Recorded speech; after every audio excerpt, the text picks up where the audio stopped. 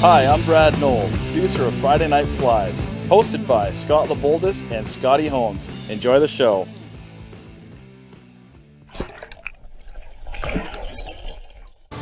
Hey everybody, Zach here for Friday Night Flies at Bass Pro in Tawasin.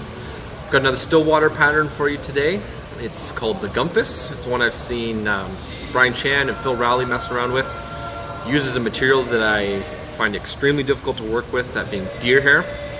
I'm sure I'm not the only one out there that does not like this material. I've added a little twist to it to get a little bit more color. I haven't seen anybody else use this with any deer hair patterns, so leave me a comment if you have seen it somewhere else. I would like to see what other people are kind of up to. So this is basically a dragonfly nymph. Kind of fun, a little more fun to fish than your average nymphs because you can actually strip them in a little bit quicker. They kind of ambush their prey along the tops of the marl and stuff like that, so it's kind of a fun one to fish as well as an interesting one to tie. So let's head on down and check this one out. Alright, so there it is, the Gomphus.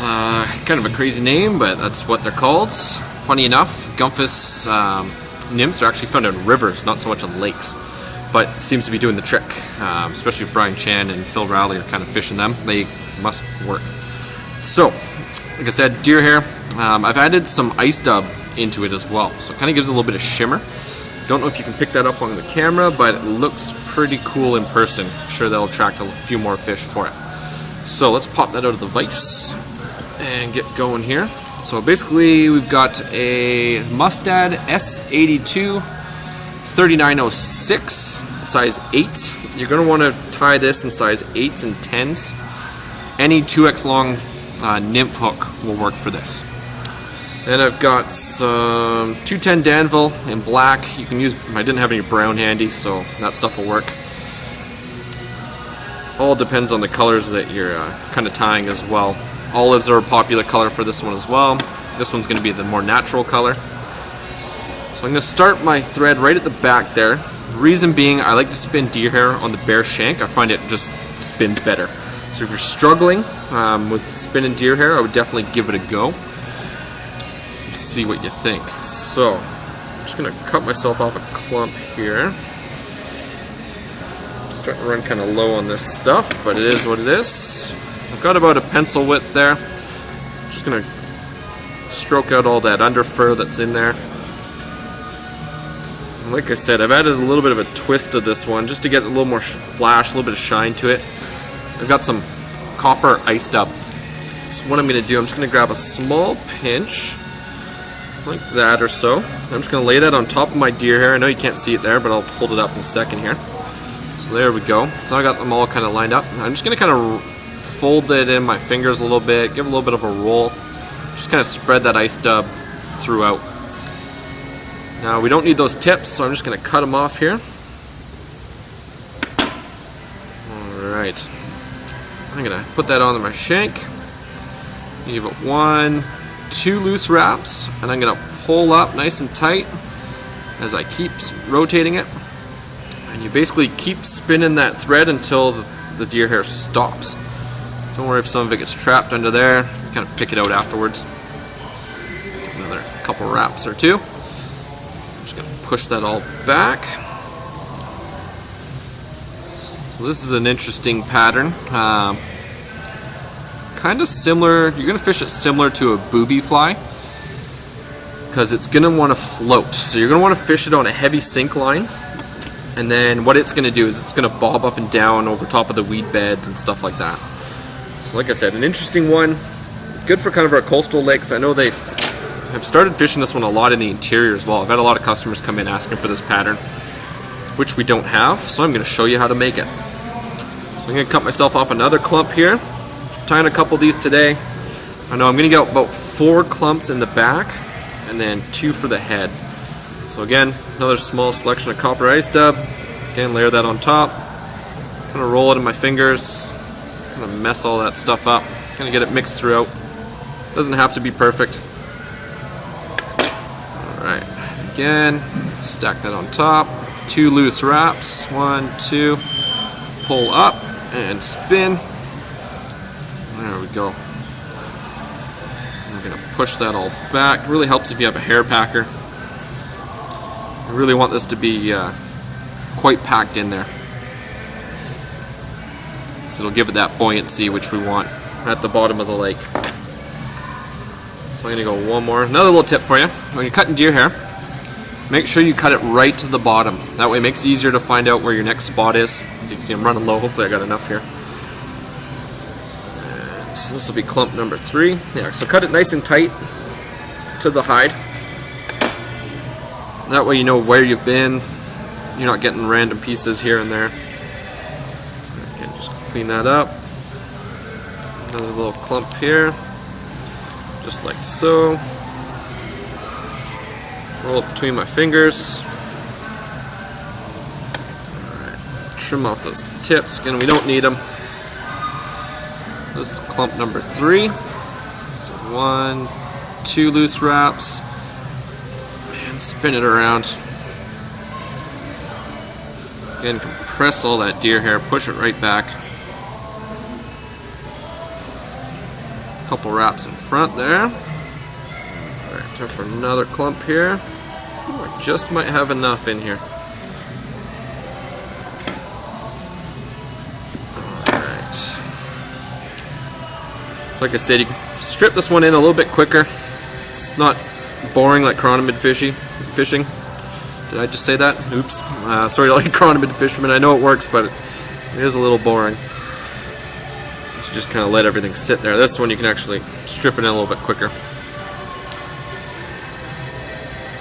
So, cut that down again. One more chunk of deer hair here. And 1, 2 loose wraps. We're going to pull up and let her spin. And compact all that hair.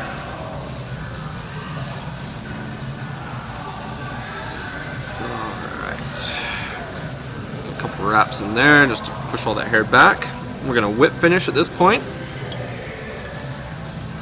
Doesn't have to be anything special. We're going to tie our thread back on in a minute here. Alright, so there we go. We're going to puff up that body a little bit. Now the messiest and most time-consuming part of deer hair. You can spend a lot of time doing this kind of stuff. So basically, we're going to start cutting. So we're going to flip it upside down, and we're going to trim the bottom first. This we want to be nice and flat, so that we can get the hook point visible. Hopefully you can see that there. If you're crowding that hook point too much with all the hair, you're not going to hook any fish. So we're just going to start with nice short little snips right to the back of the hook. Give you kind of an idea there. We can always fine-tune this afterwards. Then I like to go to the sides, and they've got kind of a curved body, so I'm going to go an angle, flat on the top, and an angle off the back. Okay, don't go too short when you first start doing these cuts, because you can't add deer hair once you've trimmed it, so you got to be pretty careful with this stuff. Again, on an angle, on the top, and back down.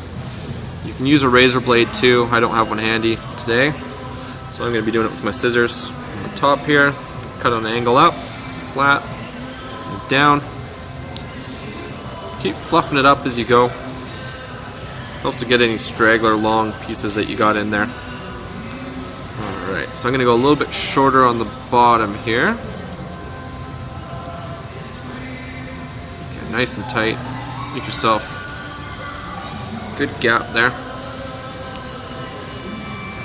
Just keep trimming away. Filming by myself today, so no one to banter with. You guys should come on in if you ever get a chance and come hang out. We got some materials from Superfly here. You can definitely sit down at our table and tie some stuff up. If you got any questions, please come on in. I'm more than happy to help out. Alright, just keep trimming away. You can use curved scissors if you like. I don't own a pair, so going with the straight. Alright, so we're starting to get the basic shape here. Alright, kind of round out some of these corners. So again, natural and the olives are kind of the colors that these guys kind of show up in. You can probably do them in browns as well. And with the ice dub that I mix in there, it's not your average like crinkly kind of ice dub. It's It's almost like a super fine flash of it. It's very straight fibers. Definitely gives an interesting effect. Just keep fluffing that up a little bit. Again, you can spend hours on this. At the head, at the end of the body here, I like to cut it on an angle. That just helps to get the legs to sit right. So kind of do the same on this side here. Just take a bit. Hopefully you can see that there. Got a bit of an angle there and a bit of an angle there. Don't worry if it's too messy on the back. Just gonna kind of taper that just a little bit more. I could spend all day doing that. So that's kind of good enough for me. Maybe a smidge shorter on the bottom. This is one of those materials that are so time consuming. Alright, good enough for me. Now, we're going to add our legs. Let's fluff that up a little bit there. So just pheasant tail. So this is, I believe, some tan pheasant or bleached pheasant tail. I'm going to take about 8 to 10 fibers there. Forgot to attach my thread. I keep doing that. Right, so we're going to attach our thread right back on top of where we finished off. Alright, take my pheasant tail fibers here. And these you want to be about the length of the body. So I'm just going to tie this one in. And I'll kind of show you what I mean.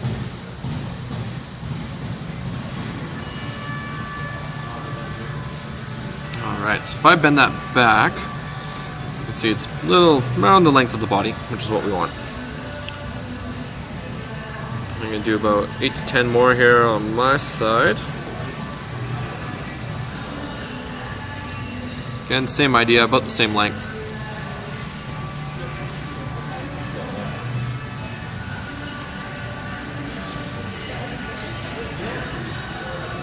Alright.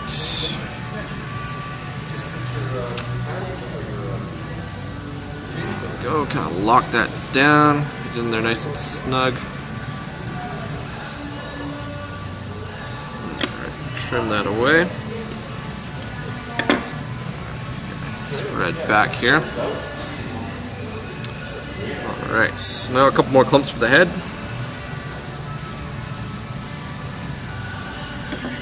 Again, same idea, some more deer hair. Clean off my base here. Again, this stuff is messy. If you want to production tie these and get a bunch just going all at once, I would kind of end it here. Then clean off your desk. Alright. A little bit more ice stub on that deer hair. Again, roll up my fingers. Trim off those tips. One, 2 loose wraps, and spin it. Push all that back. There we go. One more clump here.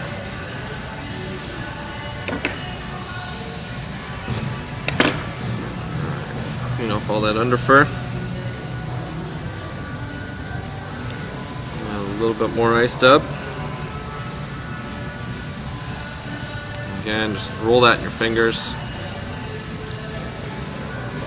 It's a little tough to see there. There we go, so there's another clump. You see it's all kind of interspersed around all the deer hair. And 1, 2, pull up and spin it. Perfect. I am no deer hair expert by any stretch of the imagination. Alright, really wind that back, clear space at the eye.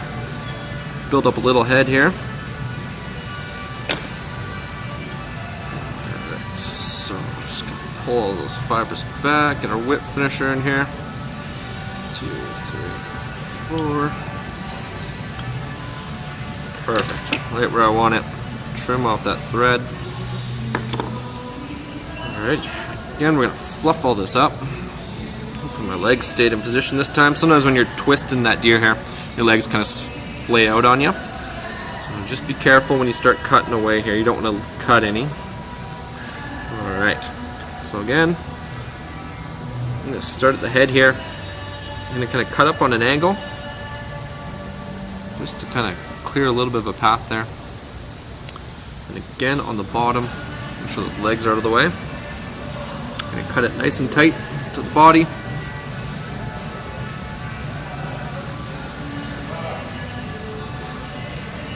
Alright, kind of like so. And as you can see, I kind of pull that away. There's my legs there. A little trick I like to do, just to give it a bit of definition for the head. Shove my scissors in there, hold them on an angle, and trim that away. So it's going to kind of create a little bit of a triangle shape for a head. Again on the side, cut it on an angle. And we don't want to go too close on our first couple cuts, like I said. Alright, same thing on this side. Let's find those legs. Kind of hold them back. Get our scissors in there, cut it on an angle. Cut our head on an angle. There we go. Stragglers in the bottom here.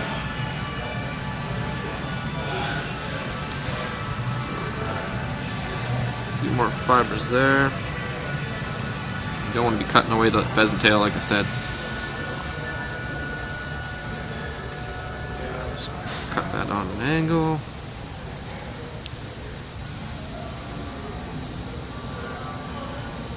Alright, there we go. Get that side on an angle there. Smooth that out a little bit.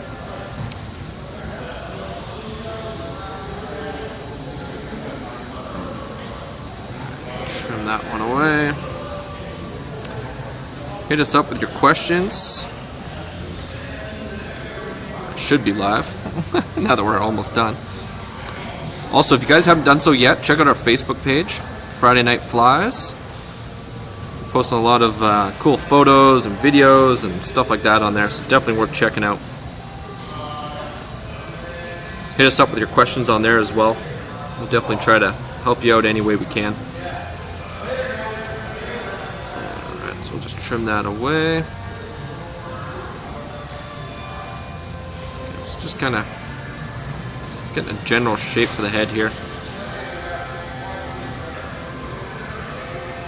As you can see, we're starting to get that kind of, cut that away on an angle. Start to see that head's looking a little bit different from the body. We don't want to go too crazy here.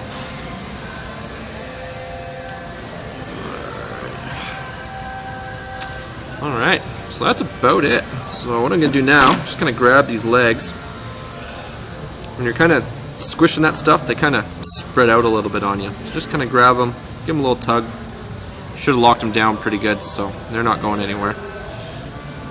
Just kind of get them sitting how you like. Now to finish it off, just some Loon water-based head cement. Just going to poke that in right at the eye. Get a little bit on there, a little bit underneath. Alright. So, like I said, I've had a lot of requests for this fly in the shop. It's not one that's really readily available. So here you go, now you know how to tie it. If you've got any questions, please come on in. I can definitely help you out. Give you an on-site tutorial. Alright, so there we are. That's the Gomphus. So please let me know what you think. Hope you guys enjoyed that one. It's a pretty cool looking fly. Kind of fun to mess around with. If you're just learning deer hair, it's a good one to start out with because you learn about spinning and material handling and all that kind of stuff. So let's head on back up and sign out. Alright everybody, so there it is, the Gomphus. Jeez, I forgot what it's called already. Kind of a ridiculous name, but you know, that's what they call them. It's kind of a fun one, like I said. Interesting. If you're new to deer hair, probably a good one to start with, because learning that spinning technique is a little tricky. So doing this over and over and over and over and over again definitely does help. So please give it a go. Let us know what you think. We had some viewers last week from New Zealand. There's Lucas. He was giving us chat with him kind of as the show was going on. He was wanting some articulated streamers. Kind of thinking about doing something for him. Maybe one of Jerry French's Dirty Hoe patterns. They're pretty killer. I know I catch a lot of fish on those. Yeah, and I also got some nymphs. He's all the way out in New Zealand, like I said. I've got a buddy in New Zealand as well. I actually sent him a box of flies a couple months ago, and he's been killing it on a few of the nymphs that I tied for him. So I got a hare's ear that I kind of do, and a pheasant tail as well. So maybe I'll bust those out next week for you guys. If you got any requests, please hit us up on Facebook. Leave us a comment on the videos. We'll definitely try to get back to you as soon as we can. Yeah, so let us know what you think, and please give us a follow on our Facebook page, and we'll see you next week. Thanks for tuning in.